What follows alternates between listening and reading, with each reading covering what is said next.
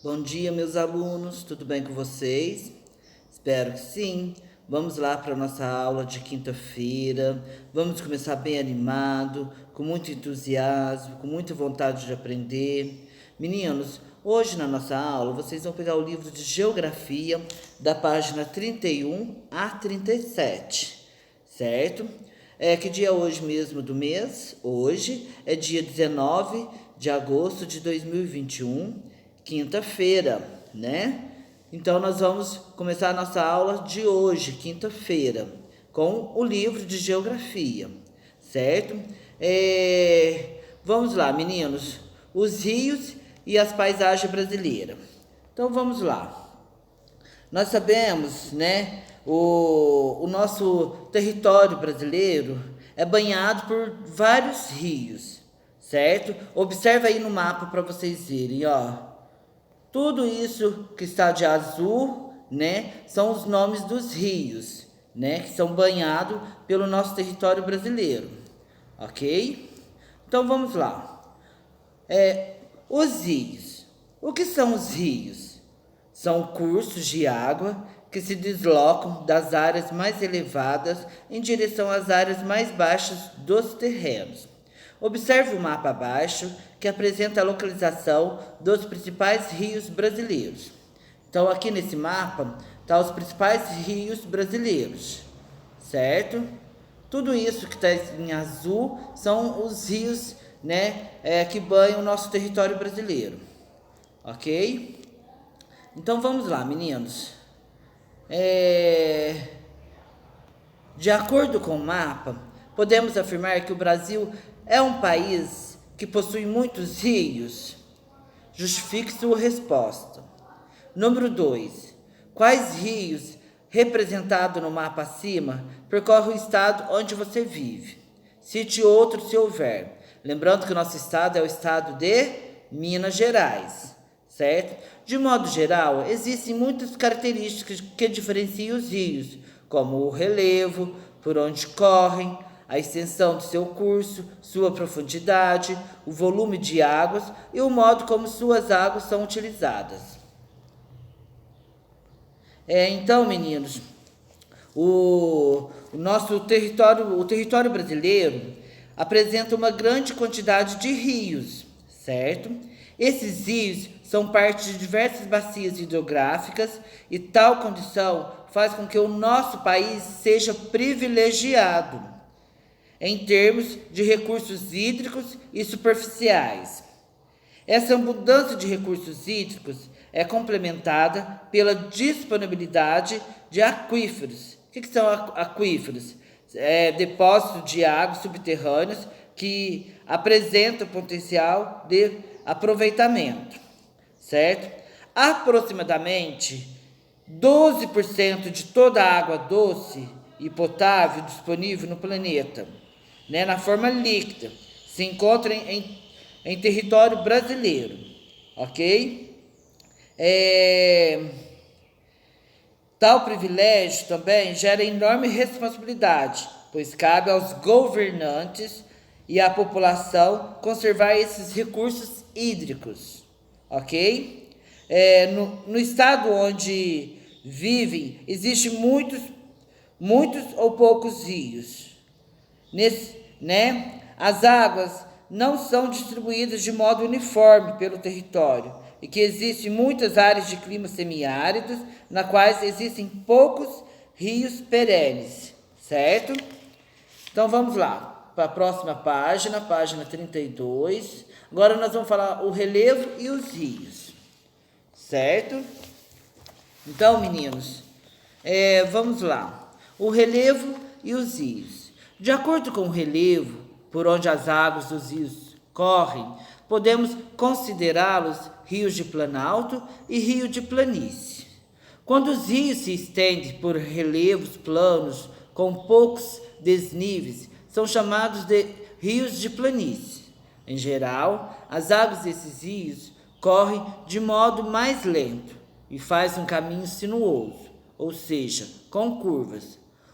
A maior parte dos rios de planície é utilizado para a navegação por meio das hidrovias. Observe a foto.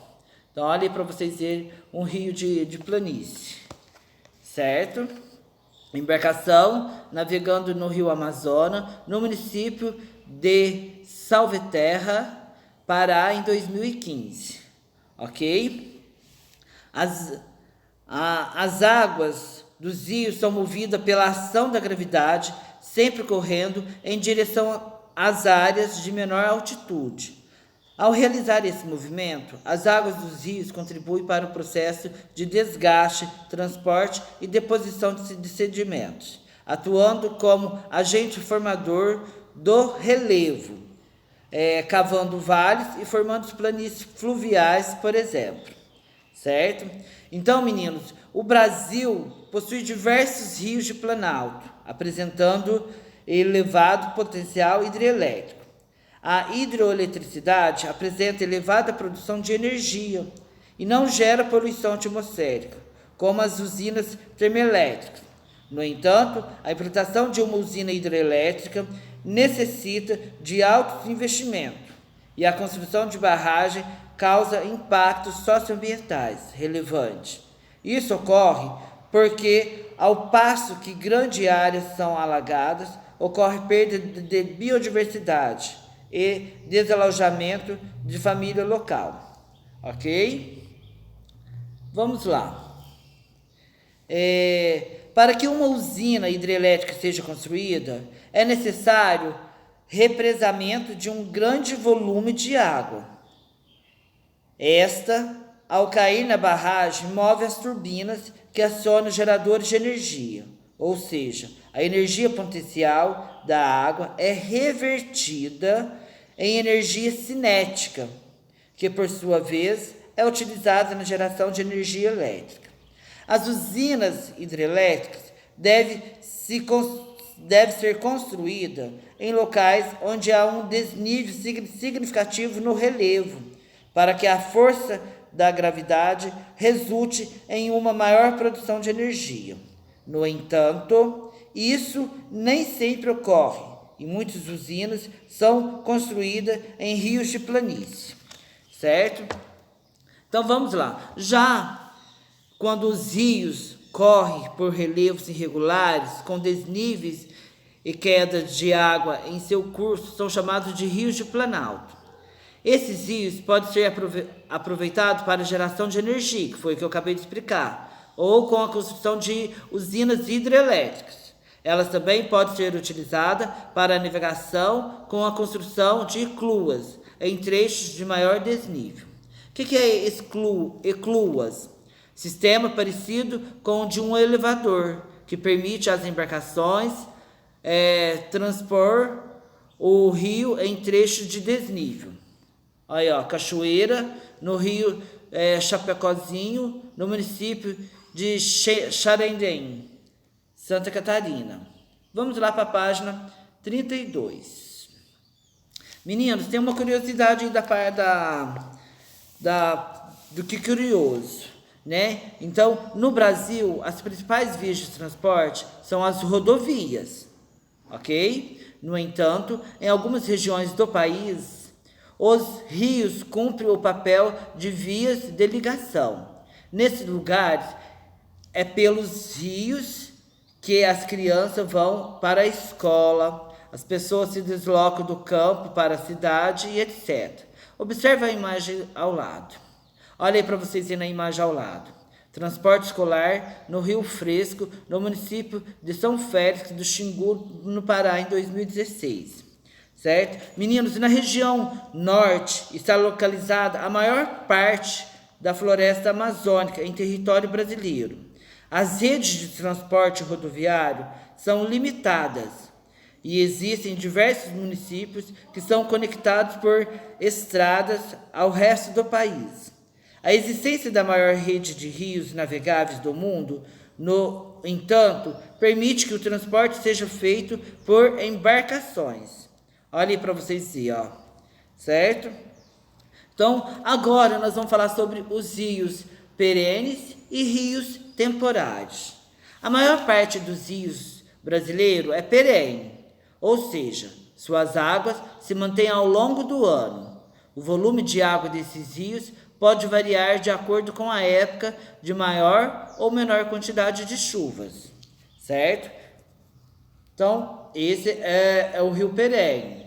Agora, os rios temporários. Os rios temporários são aqueles que chegam a secar completamente em épocas de estiagem. Esses rios são poucos encontrados no território brasileiro. Os que existem se localizam principalmente na região Nordeste, onde as chuvas são mais escassas, certo? Então, meninos, a diferença entre um rio perene e um rio que seca nas épocas de estiagem, ou seja, temporário. A maioria dos rios no Brasil é perene e também efluente, ou seja, recebe constante influxo de água proveniente do subsolo. Rios temporários são raros e restritos a áreas de ocorrência de clima semiárido no Nordeste, onde as altas temperaturas que causam intensa evaporação e a falta de chuva faz com que alguns rios sequem completamente em determinadas épocas do ano. Existem rios perenes que cruzam áreas de clima semiárido, como o Rio São Francisco, certo? Os rios apresentam variações em seu nível ao longo do ano, devido aos períodos de chuva ou seca. A oscilação do nível de um rio entre períodos de cheia, quando o nível está alto, as margens podem ser alagadas, e vazante, quando o nível está baixo, é chamada regime fluvial.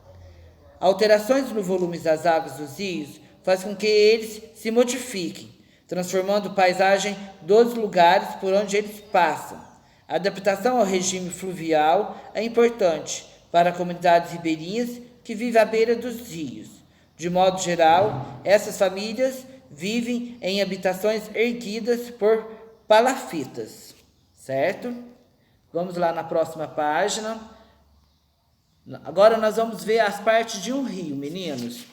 Vamos na página 34, né? Agora nós vamos ver as partes de um rio. Muitas vezes ouvimos os termos nascente, afluentes, leito, margem e foz. Esses nomes se referem a algumas partes dos rios. Conte para os seus colegas o que você sabe sobre cada uma dessas partes. Conheça na imagem as características das partes de um rio. Então vamos lá. Nós vamos ver as características da parte de um rio. Rio afluente, rio menor que deságua no rio principal. O leito, local onde ocorrem as águas dos rios. Foz ou desembocadura, local onde o rio deságua, pode ser em outro rio, em lago ou no oceano. Nascente ou cabeceira, local onde o rio inicia seu percurso. As nascentes localizam-se nas partes mais elevadas do relevo. Rio principal, que é o rio onde seus afluentes desaguam. Daí temos a cachoeira, queda de água em um trecho do rio, em razão de um desnível acentuado no relevo. Temos a margem, né, do rio, que é os terrenos localizados ao lado do rio. Ok? Agora vamos lá na página 36. Meninos, na página 36, observe o mapa a seguir. Depois responda as questões. Principais hidrovias brasileiras de 2007. Então, observe o mapa. Aí eu tenho as legendas. Olha aí para vocês verem. Rio perene, né, o rio temporário, as hidrovias, capital estadual e capital do país. Ok? Na letra A, quais informações o mapa apresenta? Né? Quais são as informações? De acordo aí com a legenda, né? Que informações o mapa apresenta? Ok? Na letra B, que região do Brasil apresenta mais rios temporários? Olha aí no mapa, né? Qual região do Brasil apresenta mais rios temporários? Certo? Vamos lá na letra C. O território brasileiro apresenta predomínio de rios perenes ou temporários? Então, aqui está perguntando do território brasileiro, ok? Vamos lá na letra D. Os rios que têm melhores condições de serem usados como as hidrovias em geral são rios de planalto ou de planície? Justifique sua resposta, certo? Vamos lá na número 2. Relacione cada foto com a parte do rio correspondente. Então, aí eu tenho a foto A, né, que é o trecho do rio município de Prado, Bahia, em 2017. Eu tenho a foto B, que é o trecho onde se inicia um rio, no município de Alto Paraíso do Goiás, no estado de Goiás, em 2016. Eu tenho a foto C, que é o trecho do rio do município São Roque, de Minas Gerais, que é uma cachoeira, né? E eu tenho a letra D, encontro dos rios do município de Teresina, Piauí, em 2015. Então, vocês vão marcar as letras de acordo com o que for correto. A cachoeira. Qual foto que representa a cachoeira? É rio afluente desaguando em rio principal. Qual dessas fotos? Foz de um rio oceano. Qual dessas fotos? E a nascente. Qual dessas fotos? Bom, meninos, a nossa aula de hoje, quinta-feira, está dando encerrada. Na dúvida, o professor estará à disposição de vocês. Tá joia? Fiquem todos com Deus e até amanhã.